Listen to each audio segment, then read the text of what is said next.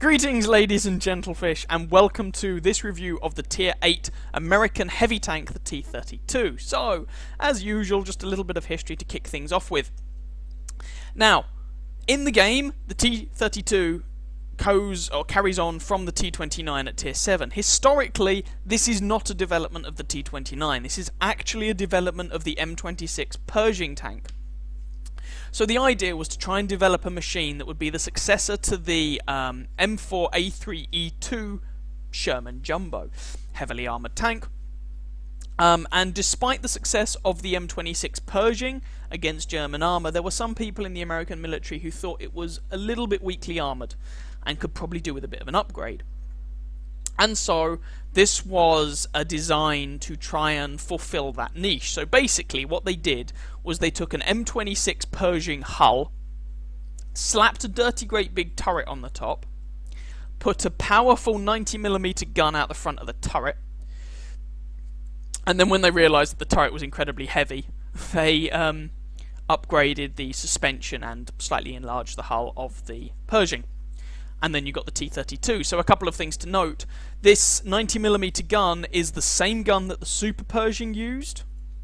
If I can find it here, there we go. So it's this same 90mm gun that was mounted on the Super Pershing, and much like the Super Pershing, the T32 was given a substantial counterweight in the rear of the turret to offset the weight of the more powerful 90mm gun poking out the front.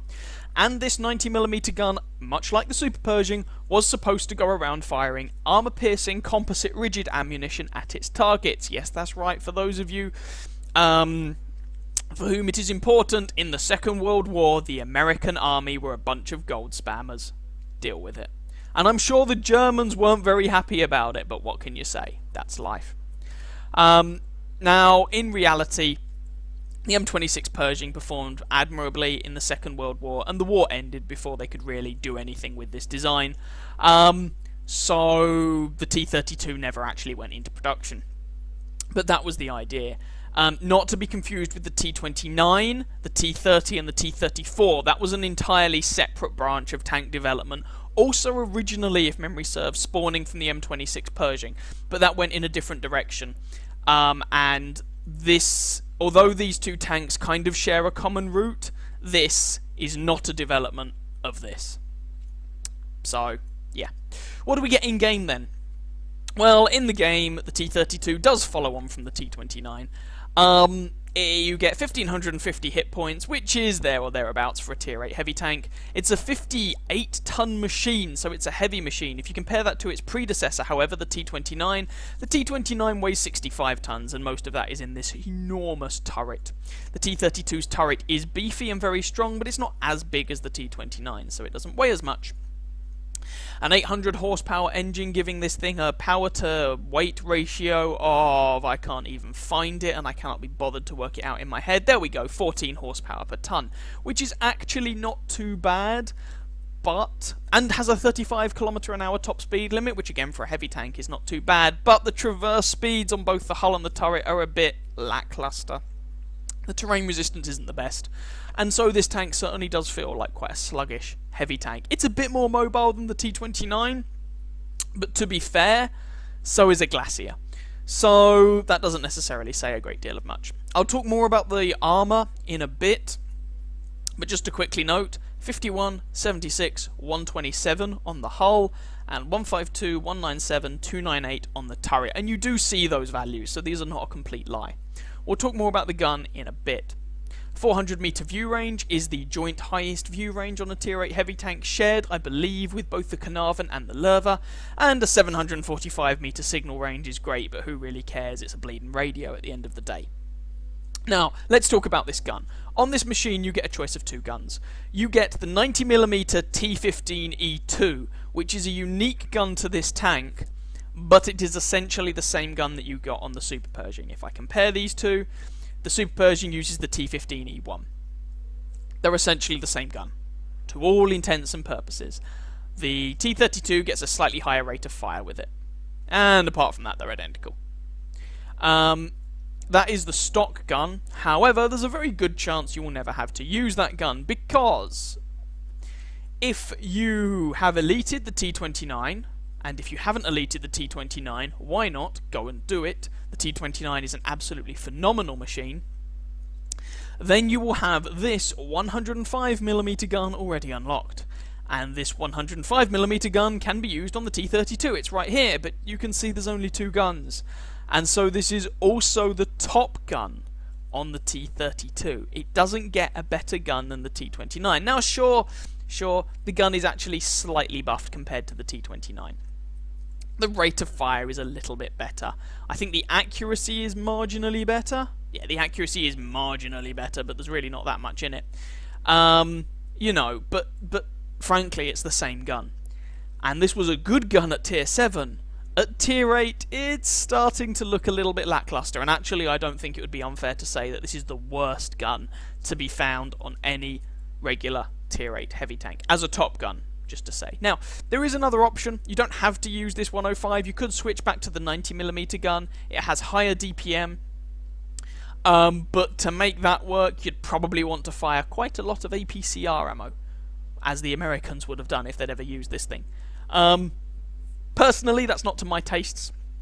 I don't like spamming premium ammo everywhere, and you don't get the same alpha damage, but you could use that 90mm gun. So, just to quickly look at both of the guns, as, you know, you have a choice of guns effectively. This is your stock gun. It's unique to this tank, but you don't have to burn any XP to unlock it. 90mm gun, 7.89 rate of fire, which is not bad considering the alpha damage. Just to give you a point of reference, if I have a look at some medium tanks, let's have a look at the Pattern KR. That gets a lower rate of fire with a similar gun, same alpha damage. What about the... It gets a better rate of fire than the Super Pershing. I've already looked at that. I can't be bothered to compare it with anything else, frankly, but my point is it gets a relatively good rate of fire for a 90mm gun at Tier 8. 170 pen is pretty poor on a heavy tank, but if you're willing to double press 2 and load APCR, that pen jumps up to 258, which is very, very, very good. 240 alpha damage is a bit lackluster. In fact, it's very low. Still better than the Carnarvon, though, because screw the Carnarvon. But the higher DPM might make up for it for you. The dispersion, i.e. accuracy, is not great, but it gets the job done. 2.3 second aim time. So, that is an option. Alternatively, you use the Top Gun. Whoops, wrong tank. Alternatively, you use the Top Gun, which is this 105mm gun from the T29, 5.66 rate of fire rounds per minute rate of fire, which is better than the T29, but not great.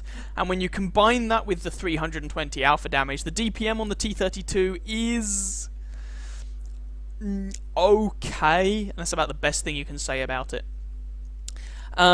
And talking of that alpha damage, 320 is very average for a Tier 8 heavy tank. That is nothing to get excited about. 198mm of penetration with armor-piercing ammo is the lowest of any of the Tier 8 heavy tanks.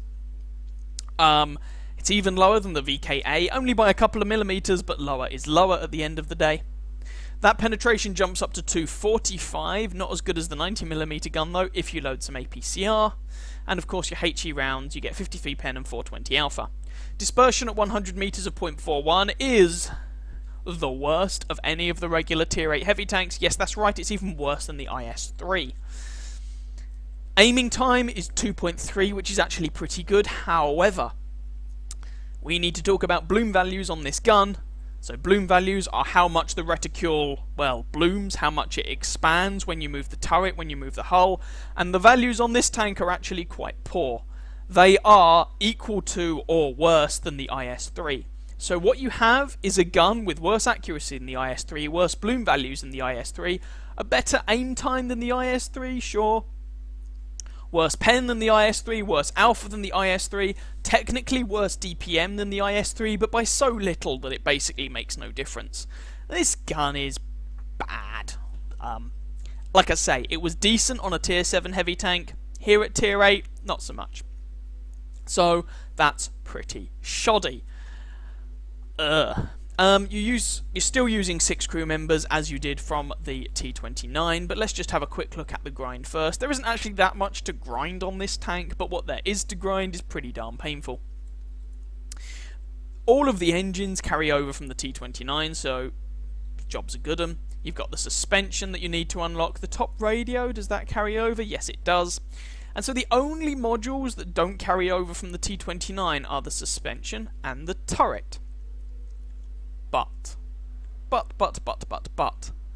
this turret, remember I said this was a development of the M26 Pershing? Well, this turret is essentially the stock Pershing turret, which is bad. You can kind of make it work if you're mobile and have kind of good on the move accuracy to poke over a ridgeline, take a shot, and move back really quickly. It's a bit like the turret on the Korean pattern. But on the T32, where the frontal turret armor really is the selling point, this is bad. So you want to get through this turret and get the top turret as soon as you possibly can. But if memory serves, you might need the suspension to mount the top turret. I can't quite remember. But yeah, so on the one hand, the grind on the T32 is not very long. On the other hand, the grind that it does have is actually surprisingly painful with that stock turret. I played this thing stock. It's pretty garbage. So, yeah. Previous tanks in the line, well, I've done videos on the T29 and whatnot. I'm not going to talk about them now, but in terms of progression up to the T32, you want to go through the T1 Heavy and the M6 and then the T29, not the M4 Sherman and the M4A3E2, because taking this lower route gets you the 90mm gun from the M6 that you can then use on the T29 to make the grind not suck.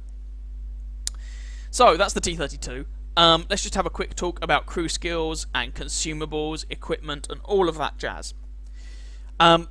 So, consumables, nothing particularly surprising. I have your repair kit, first aid kit, and fire extinguisher. You could swap one of these out for cola, although I wouldn't really recommend it. This is a heavy tank, you're going to get shot a lot. And you actually take a surprising number of HE rounds to your turret, so the only things I would switch out are switching some of these out to their premium versions, so the large first aid kit, large repair kit. I wouldn't bother with the automatic fire extinguisher. I will do a video one day where I explain why the automatic fire extinguisher sucks. But for now, I'll just let it be. In terms of ammo loadout on this gun, because the gun's kinda naff, low penetration and bad accuracy is a horrible combination, so you might want to stack up on a few APCR rounds, which is a little bit disappointing to say, but there we go. I've got 38 and 5. Didn't really get much use out of the HE rounds though, so maybe you wouldn't want to bother with 5 of those. Maybe like 2 HE and bump the APCR count up to 10 or 11 maybe. Equipment, there's nothing particularly surprising here, but there are a couple of different options. One, the tank can mount a vertical stabilizer. If a tank can mount a vertical stabilizer, you should give it a vertical stabilizer, so there's your first choice. 2, the tank can take a gun rammer. If a tank can take a gun rammer, you pretty much invariably want to give it a gun rammer, so there's equipment slot 2. What you take for your third choice, in my opinion, you have 2 options. Option number 1, vents, just all round improves the tank. That is not a bad option. Option number 2, coated optics. You already have a 400 meter view range. Your gun is never going to be great, no matter how much equipment you give this tank. And so you might actually be able to make some good use of coated optics to bump that view range up to 440 plus commander skills plus all the additional jazz. So that may not actually be a terrible idea. You could go for something like a spore liner or a gun, or not a gun mat, a toolbox or something, but I don't really think they're getting you much bang for your buck. So I would say vert stab, gun rammer, and then either vents or optics, which is pretty much the same equipment layout that you find gets recommended on pretty much every tier 8 and above tank ever. So yeah, go with it.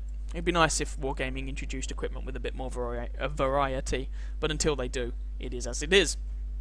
Crew skills, there's not anything surprising here. Sixth sense on your commander. Safe storage is probably a good idea on your loader. Repairs is a good idea on everyone else. With your gunner, you might be interested in taking... where is it? Armorer, because your turret gets shot at quite a lot, and so your gun does get damaged quite a lot, so you might want to take that. You can then take things like Brothers in Arms, Snapshot, Smooth Ride, you know, all the usual stuff. There's nothing special about the crew skills you take on the T32. So I think that's all I really wanted to say in the garage. Oh, one last thing, of course, that really dictates how you play this tank. You have 10 degrees of gun depression and a badass turret front, and so you want to go hull down where you possibly can. Same as the T29, the playstyle is basically the same. Rinse and repeat. Win. That's the general idea. So with that said, let's go and have a look at things like critical module locations, etc. So let's see if we can find some critical module locations. Although this particular website doesn't pick out any from the front, you're going to, I imagine, have a driver in the front of the hull and probably a radio operator or something like that, so that's worth bearing in mind. If we look at the side of the hull, a couple of things immediately spring out. Like all American tanks, the rear of this thing is a big fat booty and it's made of fire. Pardon me, sorry, you've got engine back there, you have got fuel tank back there, it will burn like a Christmas tree on fire. Of course, if a Christmas tree is on fire, it will burn. Anyway, you can set this thing on fire by shooting it in the booty. Ammo rack locations. You have two ammo racks that you can see from this diagram. One is towards the rear of the turret, kind of in that sort of counterweight region, just over here. The second, if you look under the turret here, is another ammo rack, a hull ammo rack. So shooting it here or up here can ammo rack this machine. From the rear, again, you've got that big fat red American booty that will set fire if you so much as look at it.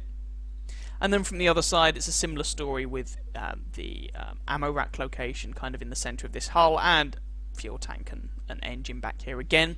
A couple of crew members, so shots in the side of the turret are likely to take out crew members, of course. And from above, there's nothing particularly to note. Fuel tanks running down the side here, and there's a big fat engine for you to deal with.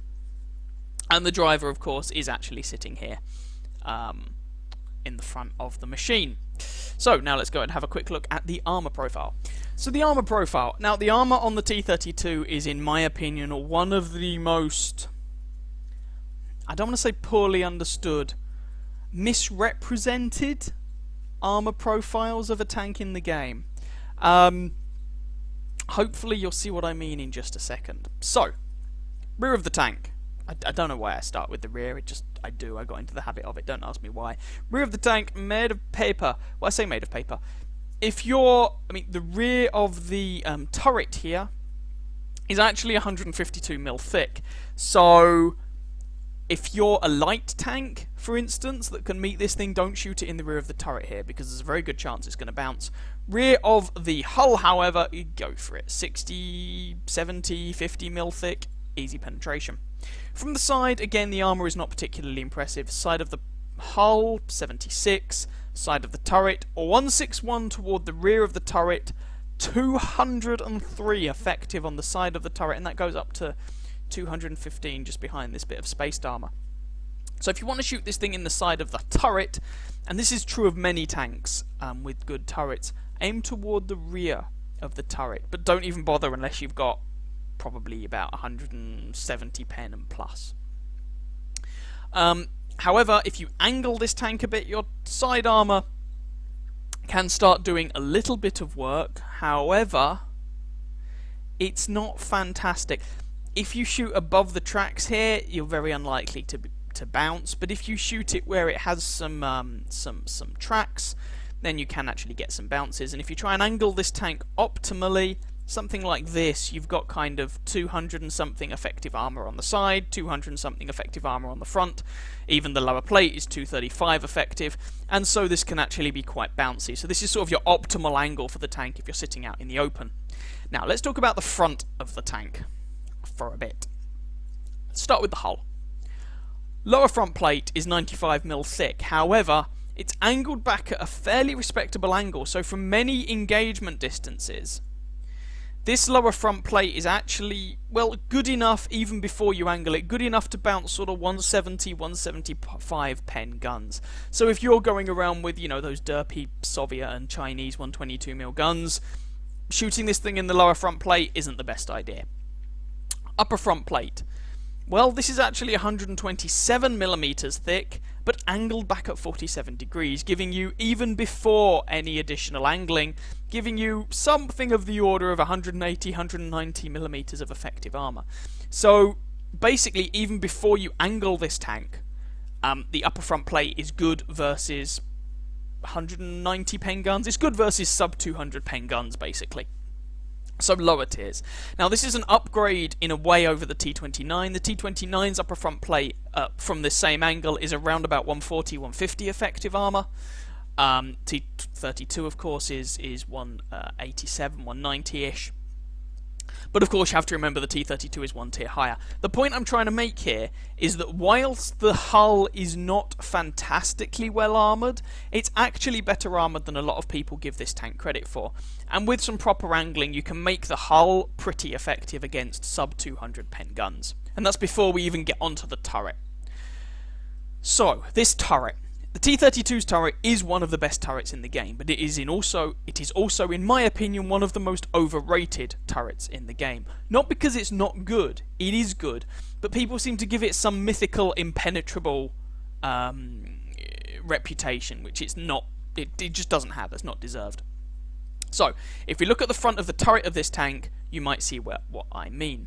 So how thick is the front of the turret? It's 298mm thick. So if you're looking around here at the sides, with the angling here, it's like 400, 500. It's penetration city. If you look at the gun mantlet, you've got regions of 300. I mean, that right there is 298mm of frontal turret armor plus 152mm of spaced armor at a 77-degree angle, giving you, even assuming the shot didn't auto bounce at that angle, that gives you over a meter of effective armor. Jesus. Anyway, there are other stupid regions on this gun mantlet. However, close to the gun, just to the sides of the gun here, there are regions that are only, and I say only, 298mm thick. Now 298 is still good, but what can go through you? Well, basically, you're getting into the range where Tier 8 and above tank destroyers and Tier 9 and above regular tanks can go through that if they load premium ammunition. I've experienced this. I was in one game, I can't remember what the map was, but I was facing off against a Ferdinand, and he was just putting shot after shot straight through my gun mantlet, which made me come back and have a real close look at this armor model. And with regular ammunition, the Ferdinand has about 250 pen, so it'd be very unlikely to go through. But with premium ammunition, his penetration jumps up to, I think it's about 310, 311mm, and that can go through. So this is still good, of course. It's almost 300mm, but you have to bear in mind its limitations. And when people start throwing premium rounds around from, as I say, Tier 8 and above tank destroyers or Tier 9 and above regular tanks, they can start punching straight through this centerpiece of your gun mantlet. The other bits of your turret to watch out for: Commander's Hatch. This is... so the Commander's Hatch is not the weakest area in the world. It's still 152mm, and, you know, with the bits of angling it's got, it can still get you over 200mm of armor on this thing. But against higher tier tanks in particular, this can be hit and this can be penetrated. And unlike the T29, where the Commander's Hatch is close to the rear of the turret, it's much harder with this tank to hide it all by using your gun depression. So use your gun depression, often you can still see a little bit of this Commander's Hatch. So do bear that in mind. Additionally, there is a strip of armor, not many people seem to know about this. If I just switch to the regular model, there we go. There is a strip of armor on this turret just here. You can see that the turret front has this bit on one side that's a little depressed, and then there's the armor rises up behind that just before you get to the Commander's Hatch. And so if we go back to the collision model, this section here, this green section, you can actually see from the front of this tank. It is only 76mm thick. You can penetrate this with Tier 6 light tanks. Some Tier 6 light tanks with armor-piercing ammo. If the T32 is using his gun depression, that's harder to hit, but if he's not using his gun depression, you can hit him there. I, again, have experienced this the hard way. I was in one game on the Arctic map, and I had an IS snapshot 2 rounds into that region of armor from 300 meters away. It was really quite annoying. But yeah, that is a bit of weakness on the turret. Now, let's not beat around the bush here. The front of the turret on the T32 is very, very, very good. It's incredibly tough. but there are ways of penetrating it, and in my opinion, tier for tier, it is not quite as tough as the T29s. If you do the same thing on the gun mantlet of the T29, you get regions here that are kind of 10 to 20 millimeters of effective armor thinner than the T32, so it's not quite as good, but the T29 is also a whole tier lower, and so relative to the guns that are shooting at it, the T29's turret is, in my opinion, better. But that's not to take anything away from the T32's turret, which is still pretty good. So there we go, that's the armor model. Let's go and have a look at a bit of gameplay. So here we go with game number 1. We're here on Himmelsdorf, tier 8 game, so usual format. We're going to have the top tier game first and then the bottom tier game second. Would just like to point out, Devil Donkey there ahead of me is driving the M6A2E1. For those who don't know, that's sometimes referred to as the Alien. It's basically the tier 6 American M6 machine with a funky new turret, a 105mm gun poking out the front of it, the same gun that you get on the T29 and indeed the T32, and a shed ton more armor welded to the front. It's, was it an alpha tester, beta tester tank, something like that. Some sort of early access reward machine or something of along those lines. So, top tier here on Himmelsdorf. This is an encounter game. We have spawned, of course, at the bottom of the hill, so we're going to drive up the hill and poke our turret over the lip of the hill and try and go hull down if we can.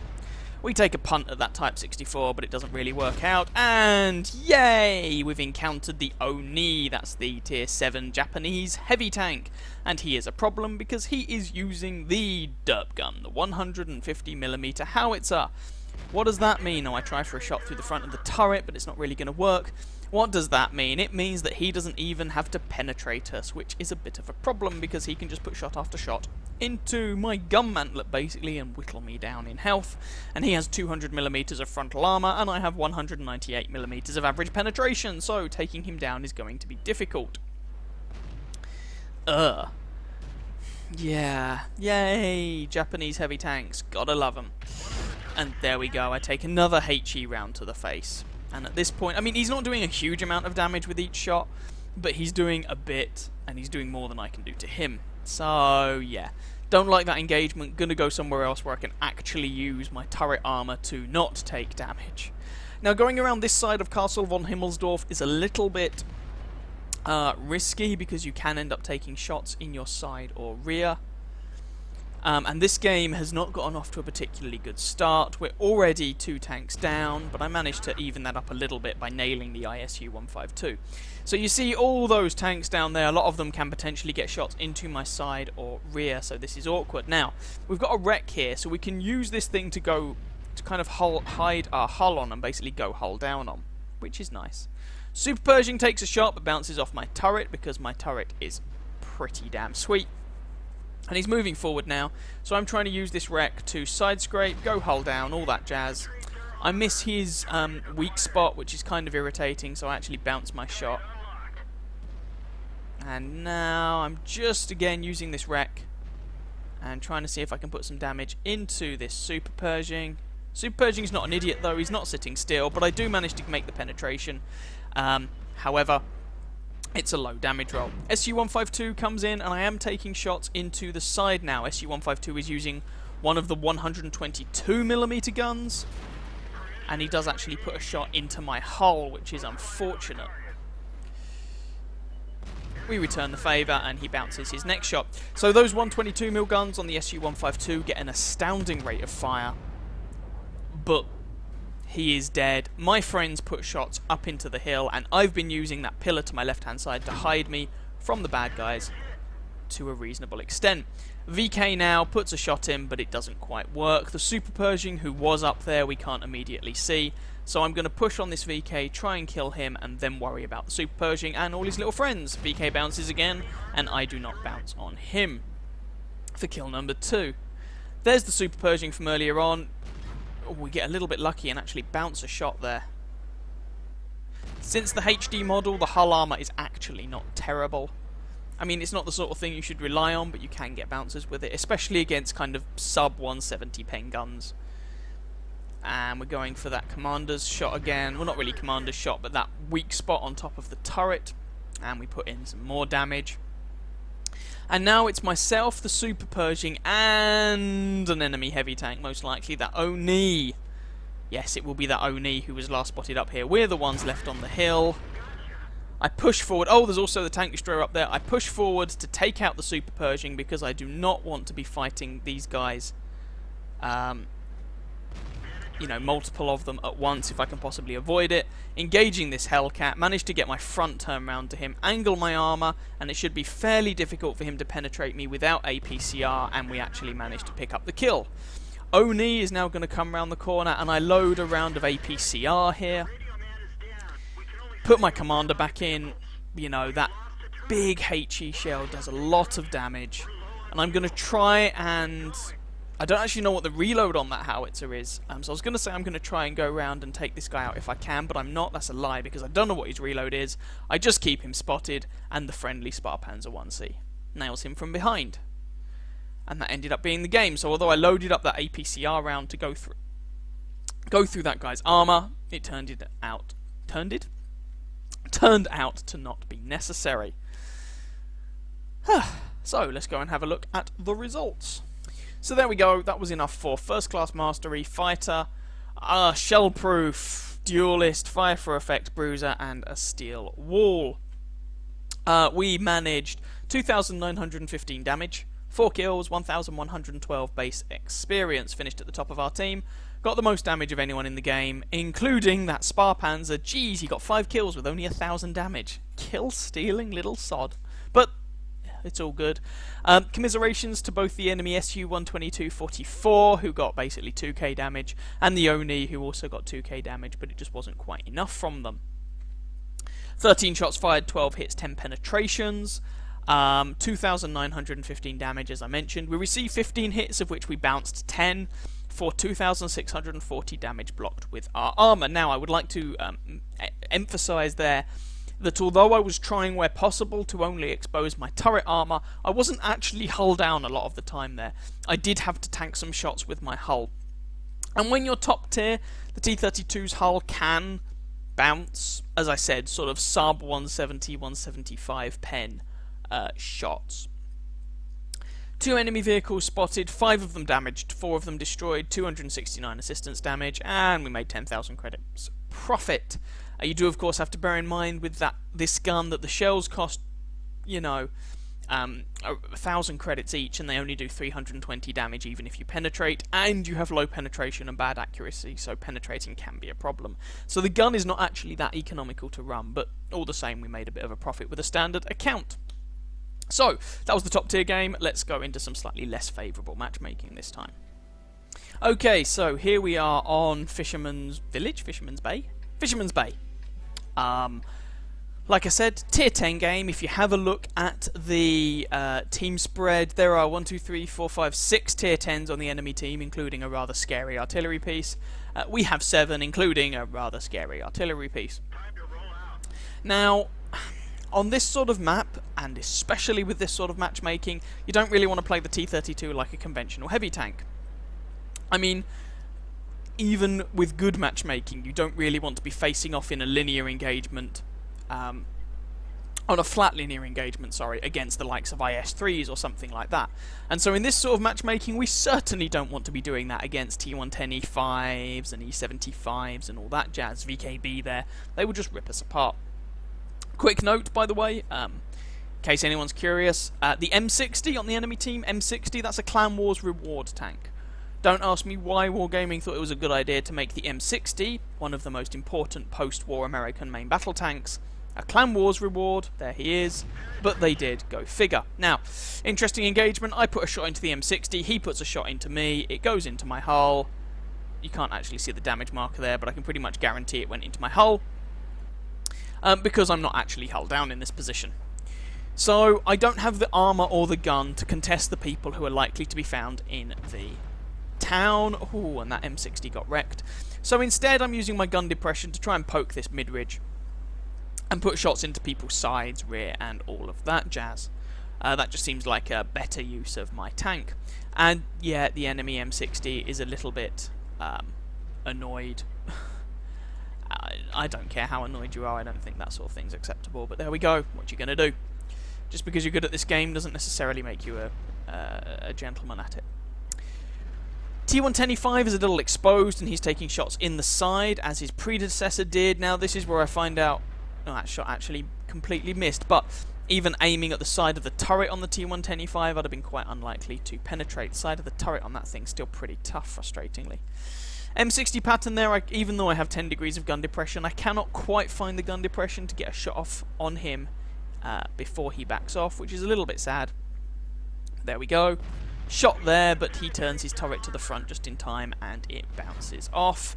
But I also bounce a shot from him. So, you know, 6 to 1, half dozen the other. Now, of course, your bottom tier here, you're not going to be, in all likelihood, the tank that your team relies upon to secure the win, but you can support your teammates, put in damage, and, you know, go against those targets that you know you can penetrate, which is why I'm trying to tangle with the mediums and the flanks of the heavies rather than deal with the heavy tanks in a frontal engagement. So we put a shot into that CDC, which is not particularly difficult. The CDC is, you know, made of tissue paper and fairy wings. Oh, and ammo racks. Don't forget the ammo racks. At the end of the day, so that's not particularly difficult, but it's still nice to be slowly accumulating some damage. Again, don't quite get the shot off on the M48. Oh, wait, yes I do. I tell a lie. Hurrah! I do manage to find a shot on the pattern. And so there's a little bit more damage. And the damage is slowly racking up. You know, 320 alpha on this gun is okay. Like I said in the garage, it's very average for a tier 8 heavy tank. And we're going for the patterns commander machine gun port thing. Again, we put a shot in. Low damage roll. We've been getting a couple of low damage rolls, but you know, it's not the end of the world. It's a bit more damage from me, a tier 8, onto him, a tier 10. So I am okay with this. Now this is patch 9.10, so I can't remember. This might have been before the M48 got buffs. I cannot recall. Although, I mean, I say before it got buffs. In my experience, the buffs didn't actually make a great deal of difference, but yeah, what can you say and what can you do? CDC here, can I polish this guy off? No, I cannot find the shot. Pattern puts another round into me, but I put one into him, leaving him a one-shot. And so we've been able to give this pattern a bit of a headache, which is a nice thing to do. I mean, we are 2 tiers lower than him, and we're still giving him problems, which is great. CDC gets nailed by our T62A, and our T57 Heavy takes out their VKB, and so our slight deficit in machines has now become a lead of 1 tank. T57 and the T62 on our team are the only guys at the moment with kills who are still alive, and T62A picks up his 4th kill by nailing error 404 skill not found in his M48 pattern. That's an amazing name. Absolutely amazing. Massive shout out to the pattern that I've been shooting all game. Your name, sir, is absolutely brilliant. I love it. So, going with this T62A now to try and do something about the Object 140. T62A, very capable machine, but he doesn't have a huge amount of health left. 140 should be a one-shot for him, though. And he does have a Borsig there giving him a hand. There we go. T57 Harry also nailed their 110 in the town, and now it's just a Foch 155, a T54, and 2 artillery pieces fighting off against us. Now, they are all dangerous machines. The Foch 155 has been nerfed to oblivion, but at the end of the day, you still have to respect the fact that it gets a 155mm gun with a 3-round autoloader. So that definitely still worthy of respect. The T-54 has now been taken down, so we don't need to worry about him. The GW E100 and the GW Tiger P both have very narrow gun traverses, but they also both get stonking great big guns, so again, we have to give those guys respect. Speaking of artillery, there's the GW Tiger P. And going for the shot on this guy, there we go, we take off a good chunk of his health, but we don't want to sit there because we don't want him to be able to nuke us. T62A is working over this Foch, but he might have some problems now. I'm trying to find the gun depression to help this guy. And there we go. We pick up the kill on the Foch. Yay, we got a kill! So it's just those 2 artillery pieces left now. Never mind, the GW100's gone, and we know the GW Tiger P is on very, very low health. Because we put him on very, very low health. So, we may even be able to pick up a second kill. Who knows? That would be rather nice. Congratulations to both the T57 and the T62. They've got 10 kills between them. And T62 is probably going to nail this artillery piece. Is he going to try and ram him? Yes, he is. Good man. Going in for the ram. Always nice to see. And that is the game. 15-8, and the T62A picks up his Top Gun. So let's go and have a look at the results for this one.